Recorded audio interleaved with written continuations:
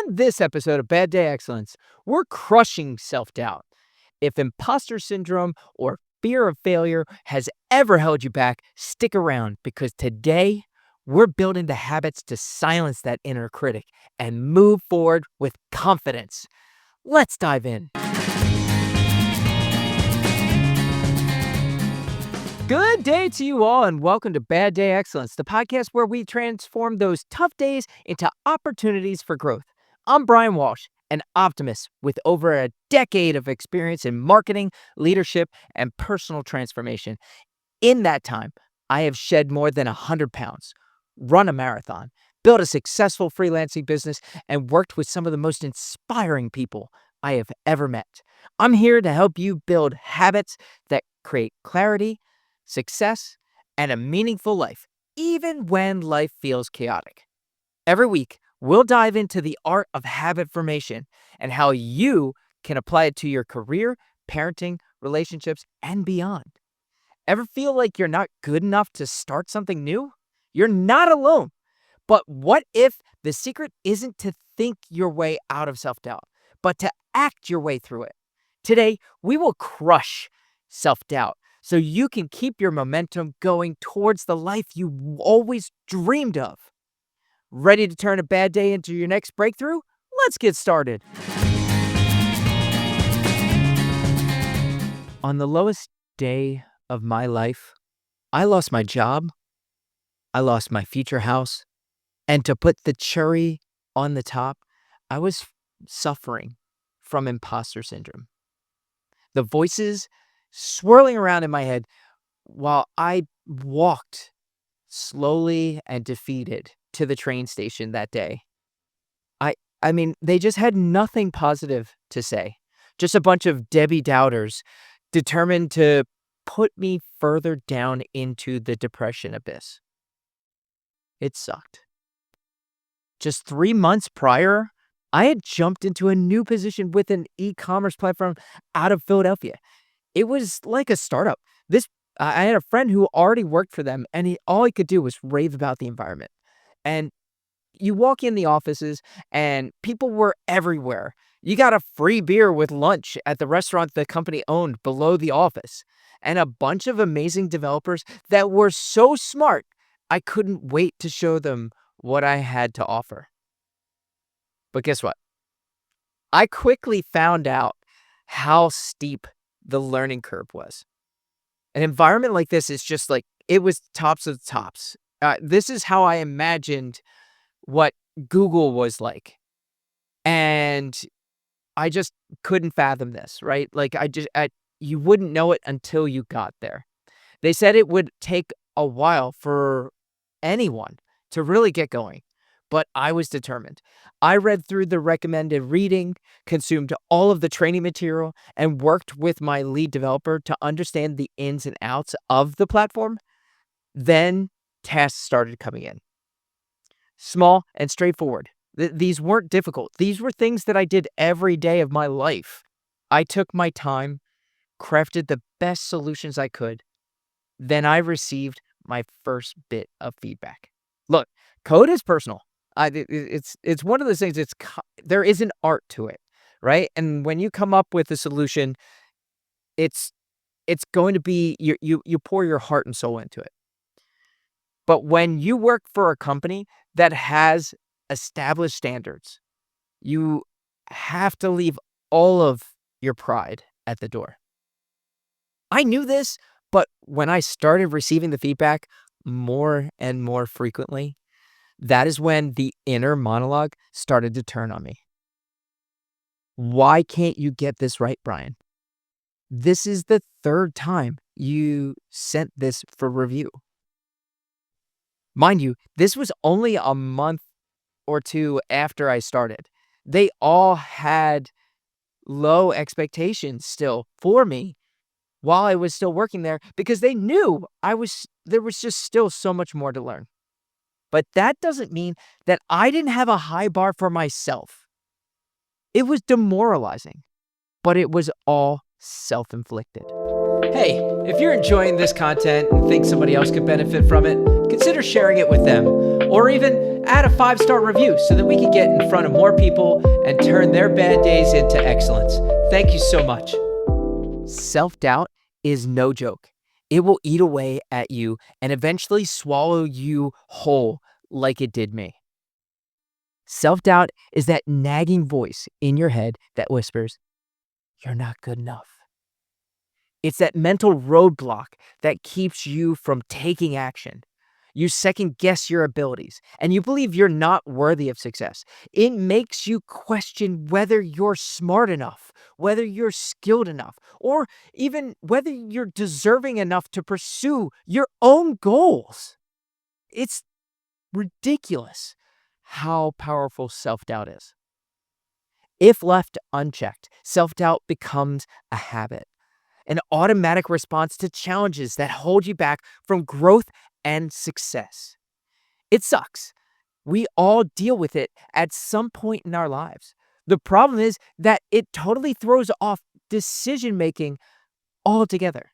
You might not be able to make any decisions, or you'll just label yourself a perfectionist and won't pull the trigger to release whatever you are creating to the world for fear of rejection. You stunt your own career growth because you feel like you don't deserve that promotion. All of this added together equals a pretty miserable life. When I was dealing with imposter syndrome, I had this constant fear of being found out. You've heard of fake it until you make it, but it felt more like fake it until you get caught. You start to say you were lucky to get the job instead of the fact that you got the job because they saw the proof that you could handle it.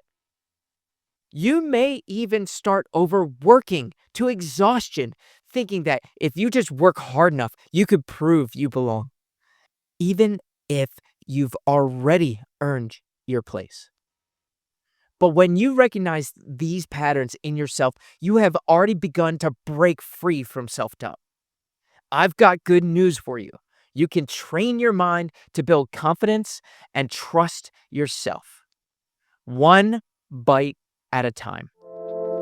Hey, if you're loving the podcast, you'll love Mindset in Motion, my free, no BS weekly newsletter. One habit tip, one thought, one check-in, all in under 5 minutes. Sign up at baddayexcellence.com. It's quick, it's fun, and it actually helps. Now go get it. Listen, self-doubt doesn't disappear on its own. It's a habit that needs to be replaced with confidence-building habits. The way we think, speak, and act all shape our belief in ourselves. So here's how. Let's begin to rewire the way we think first. Your mind is the control center of your confidence. If you let self-doubt dominate your thoughts, it will dictate your actions. So we're going to start at the beginning. The key is to recognize the negative patterns and intentionally reshape them. Let's start with reframing negative thoughts. When you catch yourself thinking, "I'm not good enough," replace it with, "I'm learning and improving every day." Train your brain to shift from self-criticism to self-compassion. Then, we need to show ourselves we are capable. Build a kudos folder and journal every win, compliment, and achievement. Review it whenever that doubt creeps into your mind to remind yourself of what you have accomplished. Next time while you're brushing your teeth, I want you to picture yourself succeeding. When your brain sees it as possible, you'll start acting accordingly. Now that we're taming the mind, let's take control of our inner and outer dialogue. Stop saying, "I'm just lucky," or "I'm not that good." Instead, acknowledge your skills. "I worked for this." Start your day with affirmations like, "I am capable and ready." Repeat them until they feel true. I actually have my own that I repeat over and over again throughout the day. I am a highly motivated individual with purpose. I will achieve my goal with intention and direction. Guess what? Just by listening to this podcast, you can hear the proof. And while you're at it, whenever you ask for feedback, don't ask if you're good enough. Ask the question like this: what can I improve on? This subtle change in just the words we use changes the neural pathways in your brain and begins to rewire it for growth. Finally, we need to align our actions with our mind and our words. These actions are the nails in the coffin you use to bury that negative Nancy inside of you. I'm all about small steps, so don't overthink it. Just try. Remember, take random yanks. There's this thing called the 4 stages of competence model. It was created back in the 1970s by this guy, Noel Birch. Struggling to stick to good habits? Yeah, me too. Until I cracked the code. Habitcraft 101 is your no BS guide to finally making habits stick without relying on sheer willpower. Want early access? Go to baddayexcellence.com/habitcraft101 and snag your spot before future you gets mad at present you for missing out. The 4 stages of competence model is a way to understand how people learn new skills. Imagine you're learning to ride a bike. At first, you don't know what you don't know. Then, as you try, you realize how hard it actually is. With practice, you start getting better, and one day, riding feels easy. That's why we have the saying, it's as easy as riding a bike, because by the time you learn it, it's just second nature. So here, let me break down those stages even further, right? Level 1 is unconscious incompetence. This is the I don't even know what I'm missing stage. You've never ridden a bike before, and you don't realize it takes balance and coordination. Level 2, conscious incompetence. This is when you understand how hard the skill actually is. You get on the bike, you wobble and fall. You realize, wow, this is tougher than I thought. Then we upgrade to level 3, conscious competence. You're getting better, but you still have to think about each step. You can ride, but you have to focus on pedal and balance and steer. And then lastly, the level 4, unconscious competence. Now, the skill is automatic. You don't have to think about it. You hop on the bike and ride smoothly without even thinking about balance. You just do it. By accepting that there are different levels and that everything takes work to get to the next level, you set expectations for yourself and start to build compassion for what you're doing. It's okay to let yourself fail. We want to push to failure because we learn more from failure than we do success. Another problem is we don't ever give ourselves enough time, or we think we could do this just so fast. And that, tends to break us down when we don't meet that expectation. So this is where I put in my rule: under promise and over deliver. So what I do is I tack on an additional 30% of how long I think it's going to take. Commitment is a big step, but action is the most important in this whole process. I just want you to get over the hump of thinking it needs to be perfect. We're looking for progress, not perfection. Anytime we put in effort, that's progress. So while you're taking action, make sure to take a moment to celebrate every tiny win. This helps build the momentum. I like to refer to it as the snowball effect. Like in the cartoons, you roll a tiny snowball down a hill and it becomes this unstoppable boulder that could flatten a car. If you still aren't sold on actually taking this action, I want you to create a small ritual before you act to build a sense of confidence. This could be as simple as standing in what is known as the power pose. So let's do this together. I'm going to stand up. Ready? All right. So stand up tall as a superhero, getting ready to save the day. Put your feet apart, about as wide as your shoulders. This makes you feel strong and steady. Put your hands on your hips, just like Wonder Woman or Superman. Lift your chin up, just not too high, just enough so that you show your confidence. Now take a deep breath in Now hold this pose for 2 minutes. This is just about as long as your favorite song. I'm not gonna stand here for 2 minutes. I'm not gonna make you wait for 2 minutes, but guess what? You've just increased your testosterone levels, right? Which is linked to your confidence, and decreased your cortisol, which is also linked to your stress.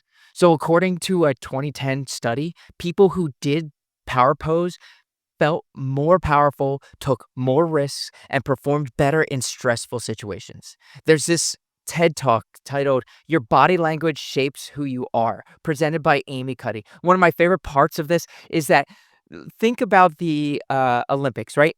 So, whenever someone wins a race, they just raise their arms up and out, and they're just big. And guess what? If you were to watch the people in the Special Olympics that can't see, people who have never, ever seen other people do this, they do it too. How do they know this? How do they know to do this power pose? You would think that if they saw it, they would mimic it. Monkey see, monkey do. But no, our bodies are pre programmed to do this power pose because it feels good. Self-doubt is just a bad habit, but habits can be changed. When you train your thoughts, words, and actions to work in your favor, confidence becomes your new default. It's time to raise your confidence with this week's challenge. The moment you feel any self-doubt, I want you to write down 3 past wins. The medium doesn't matter.